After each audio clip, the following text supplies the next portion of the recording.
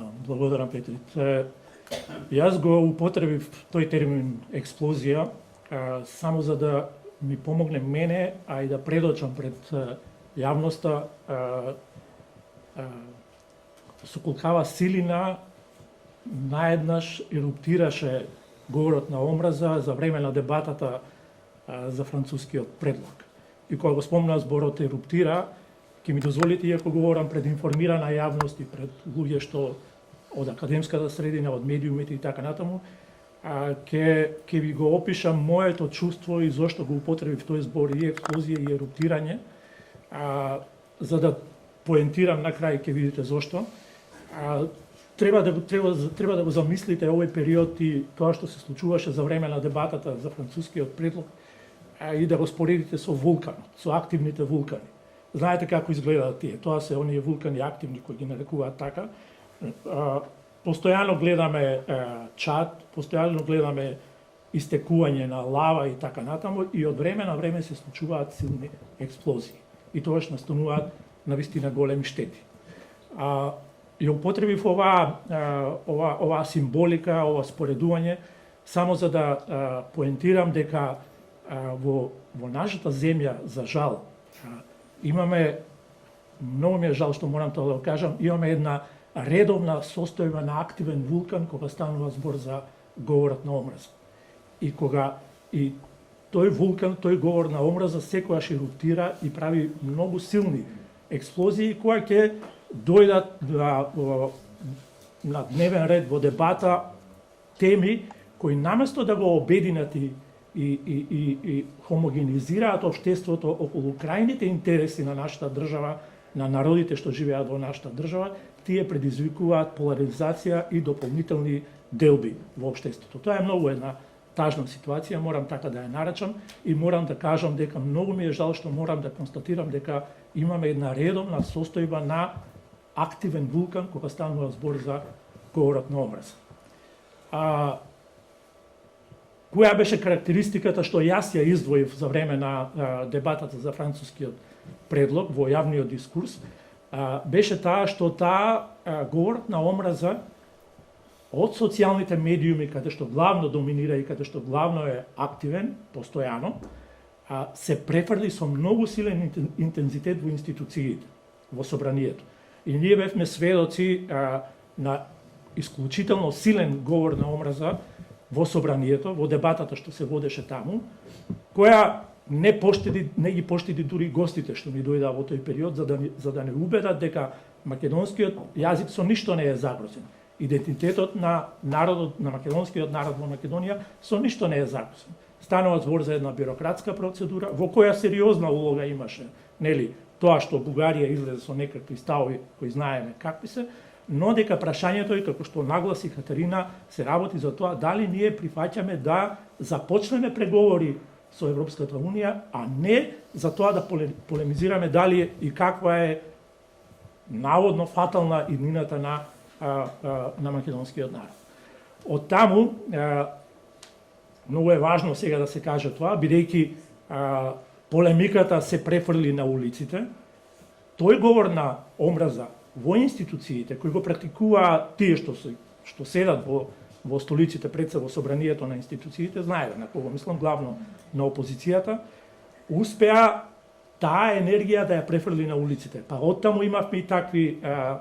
ситуации на работ на сериозни немири, како што ги спомна Сефер во своето обраќање, и тоа е само еден однос на еден неодговорен пристап во однос на овие прашања, кој пак ќе речам очигледно дека е една редовна состојба и се злоупотребува кога имаме вакви ситуации. Она што сакам исто така да го потенцирам, ќе се обидам да бидам колку што може покус, за да оставам простор и вие да учествувате во оваа дискусија, е дури и кога станува збор за теми кои немаат директна врска со некакви, ќе ги наречам така, дежурни теми во нашето општество, кога имаме силен говор на омраза, како што се меѓуетничките односи, одредени етнички заедници во државата, главно албанците или ромите и така натаму. И во оваа ситуација имаме дебата за францускиот предлог со многу говор на омраза, ама не се пропушта патен да биде нападната и некаква група од некакви интереси кои во тој момент некој проценува дека се битни, па ќе ги нападнеме албанците, или ќе ги нападнеме ромите, или ќе нападнеме одредени социјални групи, граѓански организации, активисти и така натаму. Тоа се тие колатерални штети што потоа настануваат и што сериозно влијаат на она што е нашиот бренд и нашата вредност која јас, мојен личен став е дека треба максимално да го заштитуваме, а тоа е концептот на едно општество за сите. Во мојата анализа направив една посебна глава на прашањето кој прв почна. Затоа што сакав да предупредам и да ги предупредам коментарите во однос на тоа и ги очекував дека ќе има такви коментари, ама ние не почнавме први, бугарите почнаа први. Тоа не го решава прашањето. Бидејќи поместувам јас во мојата анализа цела една глава за тоа, цитирам сериозни извори од Бугарија, кои тврдат дека кај нив почна говорот на омраза и потоа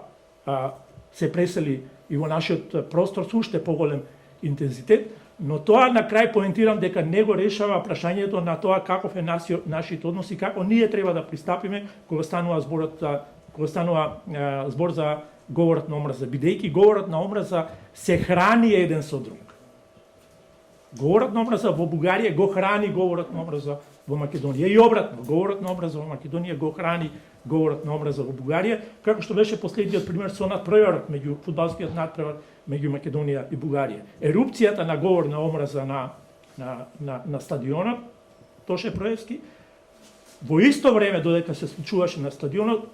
продолжи и почна да ја храни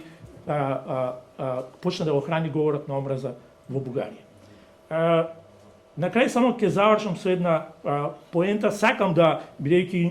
Институтот за медиуми и за медиумски анализи и за аналитика ги има и медиумите во фокусот кога станува збор за овие теми како што се говори на омраза, дезинформации и така натаму. Сакам да ги препознаеме нијансите. Значи, она што е моје мислење е дека забележлива е разликата кога станува збор за медиуми кои имаат професионална уредувачка структура. Тие не се главните преносители и тоа треба да го имаме предвид кога зборуваме за препораките на говорот на омраза. И тоа е нешто што треба да ни биде наш фокус, дека сериозната професионална уредувачка политика е една од алатките која може да го спречи и дури да го превенира говорот на омраза. И оние уредувачки структури кои се професионални и одговорни и кај порталите и онлайн медиумите, што редовно ја следат оваа состојба и што ги бришат коментарите, што е препорака на ОПСЕ и на другите меѓународни организации, па дури и на нашите кои ги преземаат од таму, како што е Советот за етика во медиумите, да ги бришеме, да не го потикнуваме говорот на омраза со тоа што ќе бидеме дежурни на секторот за коментари на порталите, каде што ќе ги елиминираат овие прашања, за да не продолжи она што јас го нарекувам, да не се храни говорот на омраза од еден извор со друг извор. И со тоа би завршил, ви благодарам за вниманието.